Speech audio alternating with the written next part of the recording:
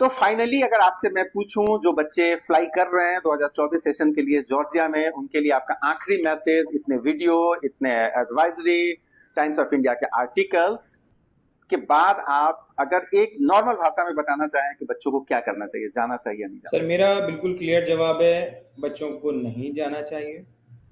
ठीक है, क्यों नहीं जाना चाहिए ये मेरा पर्सनल ओपिनियन नहीं है। मैं फिर बोलता हूँ, आप लॉज पढ़ लीजिए, आप एम्बेसी को खुद लिख लीजिए। आपको बार बार कुछ चीजों पे कंफ्यूज किया जाएगा। फिर से पहला बोला जाएगा कि ये सब तो न्यूज़पेपर, ये पेड आर्टिकल्स, ऐसा बोला जाएगा, ऐसा होता नहीं है, क्योंकि उसके पीछे भी काफी फैक्ट रिसर्च दी हुई है। दूसरा आपको बोल नहीं, इसको नहीं अनुज भाई, इसको भी क्लियर कर दीजिए कि बच्चे इसको कैसे वेरीफाई करें कि ये पेड आर्टिकल है, ये एडवर्टाइजमेंट है। आप सीधा आप आरटीआई रिप्लाईज पढ़िए।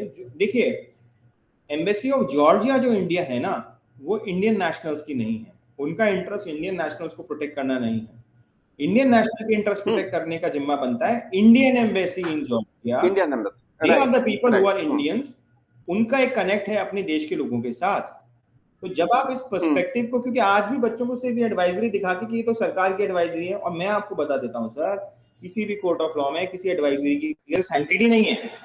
दूसरी बात, हमने कितनी बार देखा है एडवाइजरी गायब हो जाएगी थोड़े दिनों बाद, ये सेम लिंक अपडेट हो जाती है। हमने और आपने कई बार कई एम्बेसीज के साथ देखा है, राइट?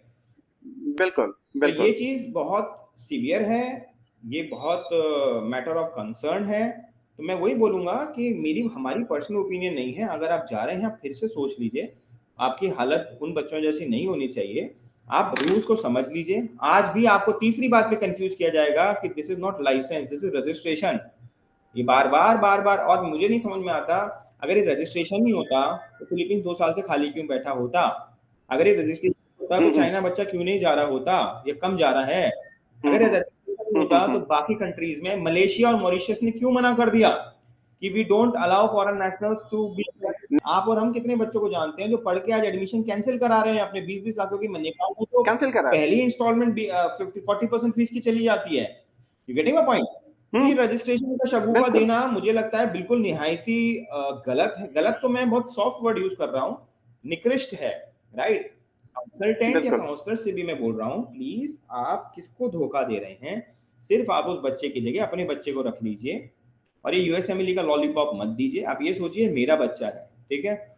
और तो और, अगर आप नहीं भी उस लेवल तक सोचते, आपको पैसा ही परमेश्वर है, या आप उस लेवल तक इमोशनल हैं अपनी मेटीरियलिस्टिक डिजायर्स के लिए, तो बच्चे से बोलता हूं, आप भूल जाइए अनुज गोयल या दीपेंद्र सर, होपकास्ट या कौन आरटीआई क्या है। आप सीधा अपने कंसल्टेंट से बोल दीजिए, सर ये कागज का टुकड़ा है, एफिडेविट है, एग्रीमेंट, आप पक्का एग्रीमेंट साइन कर लीजिए।